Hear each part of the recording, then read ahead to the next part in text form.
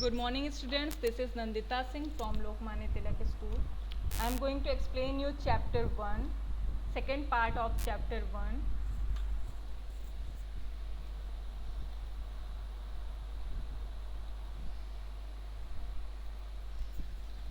Computer language. कल मैं आपको इसका हाफ पार्ट पढ़ा चुकी हूँ। इसके आगे से मैं स्टार्ट करूँगी हाई लेवल। कल मैंने आपको बताया था कि in short I will tell you first, जिसने भी कल क्लास नहीं की थी वो पता चल जाएगा उनको। कल मैंने पढ़ाया था कंप्यूटर लैंग्वेज के बारे में। कंप्यूटर लैंग्वेज क्या होता है? एक ऐसी लैंग्वेज जिसकी कंप्यूटर को ज़रूरत होती है। हमारी आपकी लैंग्वेजेस कंप्यूटर नहीं समझ पाता, तो क्या होता है कि कंप्यूटर की एक ऐसी पर्टिकुलर लैंग्वेज होती है जिसको वो समझ सके। ठीक है, यहाँ पर कंप्यूटर लैंग्वेज को 4 भागों में बांटा गया है। ये you can see the graph of computer language. There are 4 types of languages. First is machine language, assembly language, high level language and fourth generation language. तो मशीन लैंग्वेज जो मैंने आपको बताया था, it depends on binary form. Okay, it works on binary form like 0 and 1. That 0 means off and 1 means on. और ये language बहुत ही tough होती है हमारे समझने के लिए, लिखने के लिए, किसी चीज़ को चेंज करने के लिए। इसीलिए इसे हम लो लेवल लैंग्वेजेस के नाम से जानते हैं। LLL, that is stands for low level language. फिर आगे हमने पढ़ा था असेंबली लैंग्वेज, जो कि सेकेंड जनरेशन में आई थी। इसमें हम कुछ पर्टिकुलर कोड्स का यूज़ करते हैं, जिसमें बाइनरी डिजिट्स का यूज़ नहीं होता है। पर्टिकुलर कोड्स, जैसे किसी चीज़ को ऐड करने के लिए ADD का यूज़ किया, तो ये लैंग्वेज हमारे लिए इजी हो जाती है। लेकिन हमारी असेंबली लैंग्वेज को कंप्यूटर नहीं समझ पाता है, तो उसके लिए क्या करते हैं, एक ट्रांसलेटर का। जैसे कि अगर कोई दूसरे शहर से, आप दूसरे देश से आपके पास आए और उसकी लैंग्वेज आप ना समझो, आपकी लैंग्वेज वो ना समझे, तो आपको एक ट्रांसलेटर की ज़रूरत पड़ती है। Same thing happen to the computer. आपकी असेंबली लैंग्वेज आप तो समझ लेंगे, लेकिन कंप्यूटर नहीं समझ पाता, तो उसे किसकी ज़रूरत पड़ती है? ट्रांसलेटर की, जिसका नाम है असेंबलर्स। ठीक है, फिर मैंने बताया था कि assembly program written in assembly language is called source program. Assembly language में जिस प्रोग्राम को लिखते हैं उसे सोर्स प्रोग्राम कहते हैं। और whereas the program converter, और जब असेंबली लैंग्वेज को मशीन लैंग्वेज में कन्वर्ट कर लिया जाता है तब उसे ऑब्जेक्ट प्रोग्राम कहते हैं। ये सब आपको लर्न करना पड़ेगा। ठीक है, यहाँ तक मैंने आपको कल पढ़ाया था। आज मैं आपको स्टार्ट करूँगी हाई लेवल लैंग्वेज। जैसे कि मैंने आपको बताया था, मशीन लैंग्वेज और असेंबली लैंग्वेज दोनों को हम LLL कहते हैं, जिसे लो लेवल लैंग्वेज कहते हैं। ठीक है, ये दोनों मशीन डिपेंडेंट लैंग्वेजेस हैं और टाइम कंज्यूमिंग हैं। इसके बाद किस चीज़ का इन्वेंशन किया गया था? हाई लेवल लैंग्वेज का। High level language has come on 3rd generation. First of all, I would like to tell you this given something on right hand side. You can see important GK questions हैं आपके, इसे आप पढ़िएगा। किस person ने क्या बनाया था? लेडी एडा लवलेस के बारे में दिया है,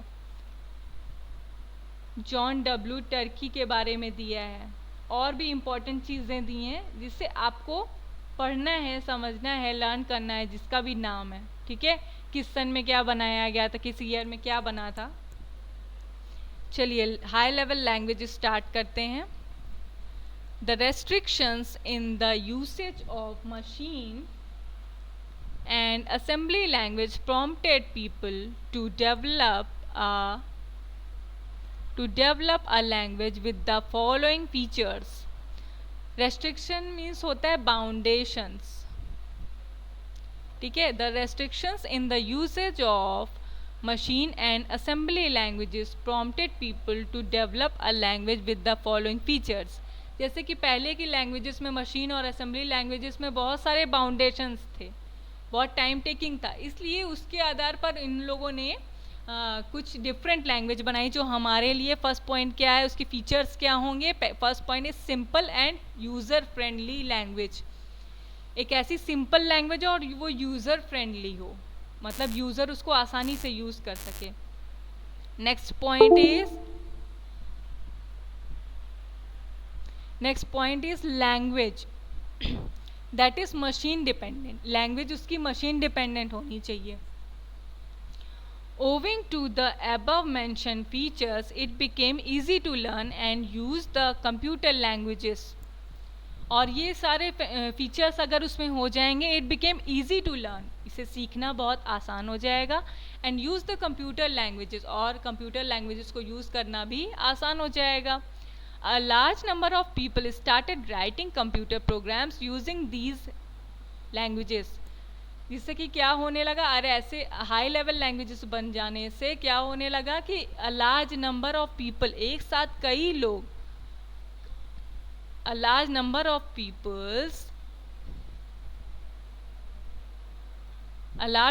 of people started writing computer programs using these languages। और काफ़ी ढेर सारे लोग एक साथ एक कंप्यूटर पर, काफ़ी सारे लोग अलग अलग कंप्यूटर पर भी प्रोग्राम्स आसानी से बना सकते थे इस लैंग्वेज की हेल्प से। पहले क्या होता था, एक पर्सन एक प्रोग्राम बनाता था एक बार में, ठीक है। अब क्या होता था, ढेर सारे लोग एक बार में कंप्यूटर प्रोग्राम्स बनाने लगे इस लैंग्वेज की हेल्प से। It is also known as high level language, HLL, that stands for high level language. इसीलिए हम इसे हाई लेवल लैंग्वेज के नाम से जानने लगे। High level language is quite similar to English language. High level language हमारी इंग्लिश लैंग्वेज से काफ़ी मिलती जुलती है। Basic C++,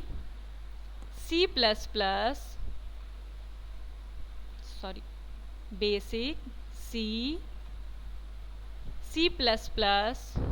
Java, etc. are some of the very popular examples of high level languages। अगर आपसे पूछा जाए हाई लेवल लैंग्वेजेस के क्या क्या एग्जाम्पल्स हैं, you can say basic C++ and Java are the examples of high level languages. Okay, high level language programs need to be translated into machine language। जैसे कि मैंने आपको बताया था, हम किसी भी लैंग्वेज का इन्वेंशन कर दें, किसी भी लैंग्वेज को बना दें, लेकिन हमारी लैंग्वेज ये कंप्यूटर समझ जाए, ये तो आसान नहीं है, ये तो मुमकिन नहीं है। तो उसके लिए हमने अपने काम को तो आसान कर लिया, लेकिन कंप्यूटर के लिए हमें एक ट्रांसलेटर की ज़रूरत पड़ेगी, ठीक है। High level language programs need to be translated into machine language, क्योंकि कंप्यूटर हमारा सिर्फ मशीन लैंग्वेज समझता है।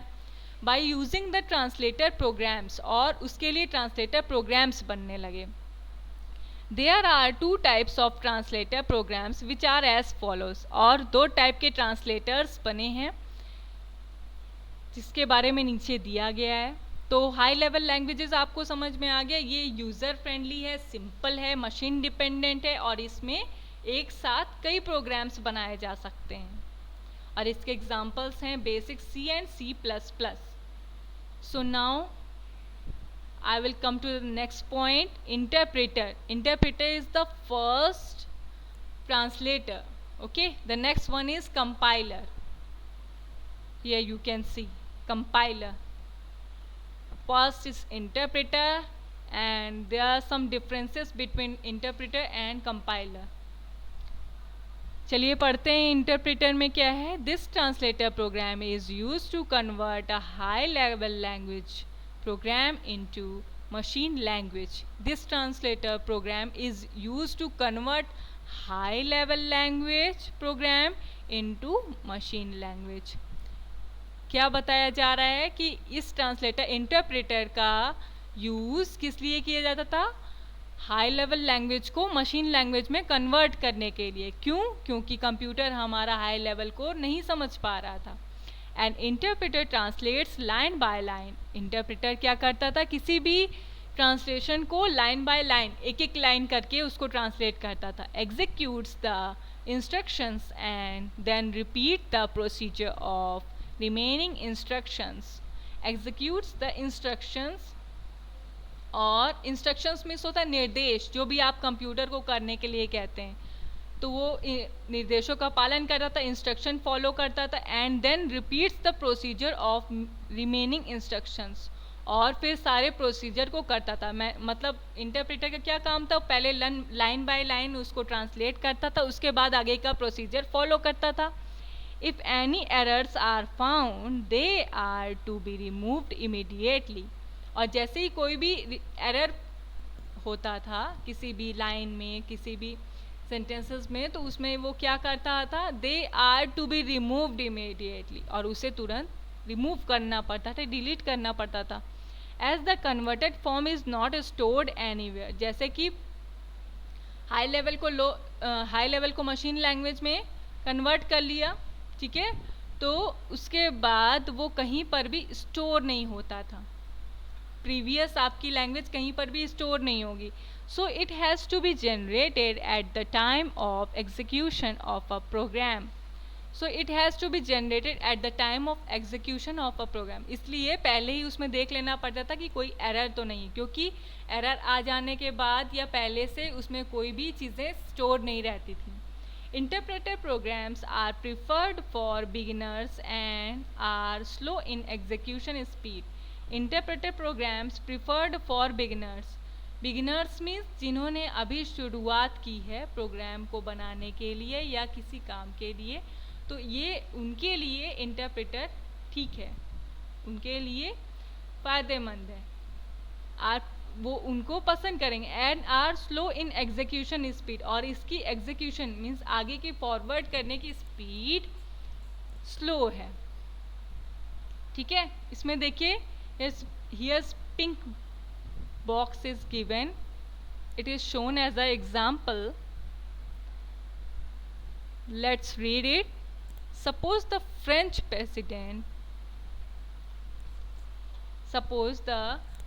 president is visiting India. जैसे फ्रांस के प्रेसिडेंट अगर यहाँ इंडिया आते हैं ऑन एन ऑफिशियल टूर, अपने काम से आते हैं, in order to understand each other both the French president and Indian Prime Minister would require a interpreter। जैसे कि मैंने आपको बताया था, किसी भी देश से अगर कोई आता है तो उसकी लैंग्वेज को समझने के लिए आप तुरंत तो नहीं समझ जाओगे, तो आपको एक ट्रांसलेटर की ज़रूरत पड़ती है। उसी तरह यहाँ पर बताया जा रहा है, अगर फ्रांस का कोई प्रेसिडेंट यहाँ इंडिया आता है तो आपके प्राइम मिनिस्टर को बात करने के लिए एक इंटरप्रेटर की ज़रूरत पड़ेगी, to translate French language into English language and vice versa. आपकी लैंग्वेज भी उसको समझ में नहीं आएगी, उसकी लैंग्वेज भी आपको समझ में नहीं आएगी, उसके लिए क्या होता था, एक ट्रांसलेटर की ज़रूरत पड़ती थी, ठीक है। तो आज के लिए इतना ही स्टूडेंट्स, आज मैंने आपको पढ़ाया इंटरप्रेटर तक, यहाँ तक आप मार्क कर सकते हैं। इसके आगे मैं कल पढ़ाऊँगी, उसके बाद मैं आपको क्वेश्चन आंसर बताऊँगी, क्या एक्सरसाइजेज आपको क्या करना है कॉपी में, कहाँ क्या करना है, सब मैं कल बताऊँगी। जितना भी मैंने आज पढ़ाया है, you will have to learn it, important points you will have to underline, okay. Till then, goodbye, take care.